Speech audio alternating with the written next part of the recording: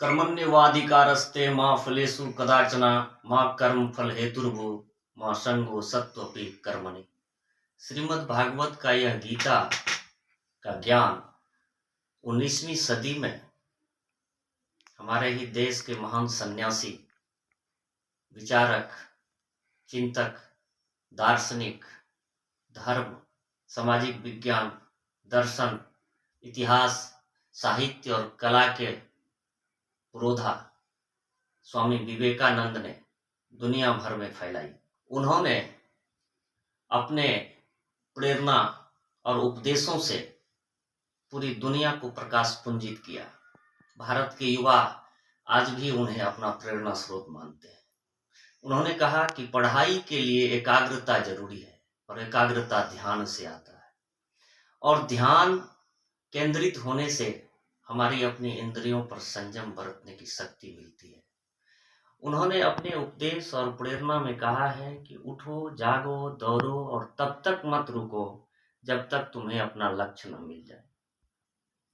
जब तक उम्र है तब तक सीखो।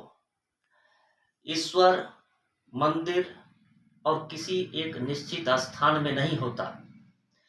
अगर ईश्वर को तलाशना है तो उन प्राणियों में तलाशो जो अंतिम पौधाम पर खड़ा है, जो शोषित है, वंचित है, दबा है, कुचला है और जरूरतमंद है, उसकी मदद करो। ऐसे एक लोगों की तुम मदद करोगे तो तुम्हारे सीने के अंदर 10 सिंहों की ताकत गर्जमान करेगी।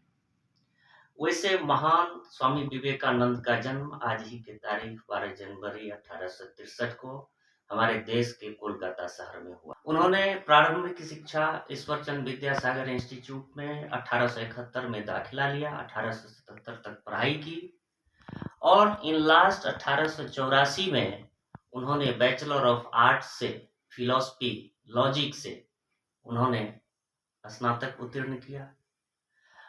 1881 में महान संत रामकृष्ण परमहंस के संसर्ग में आए। 1893 में उन्होंने दुनिया का भ्रमण किया। इसी क्रम में शिकागो, अमेरिका के शहर में शिकागो में उन्होंने विश्व धर्म सम्मेलन, भारत की ओर से हिंदू धर्म और भारतीय धर्मों का विवेचना करने पहुंचे। मेरे अमेरिकी भाइयों एवं बहनों का संबोधन करते हुए गीता के महा उपदेशों से लोगों को लाभान्वित किया। 4 साल के पश्चिमी और यूरोप के यात्रा में उन्होंने कई ऐसे काम किए, वेदांता सोसाइटी की स्थापना की।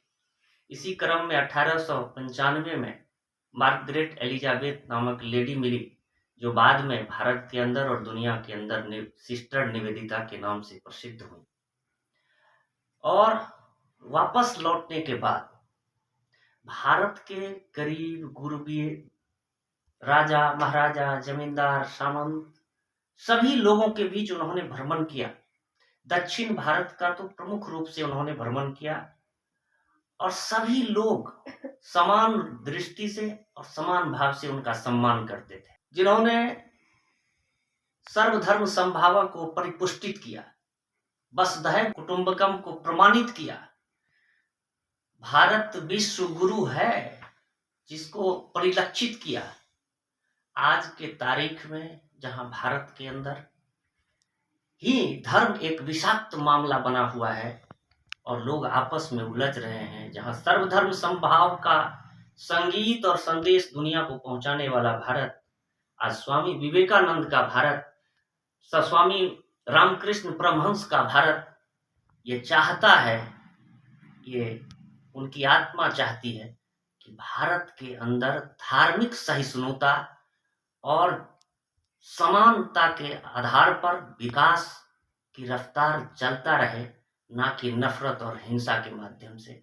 यह वर्ष स्वामी विवेकानंद के जन्म दिवस का यही मात्र उपलब्धि होगी।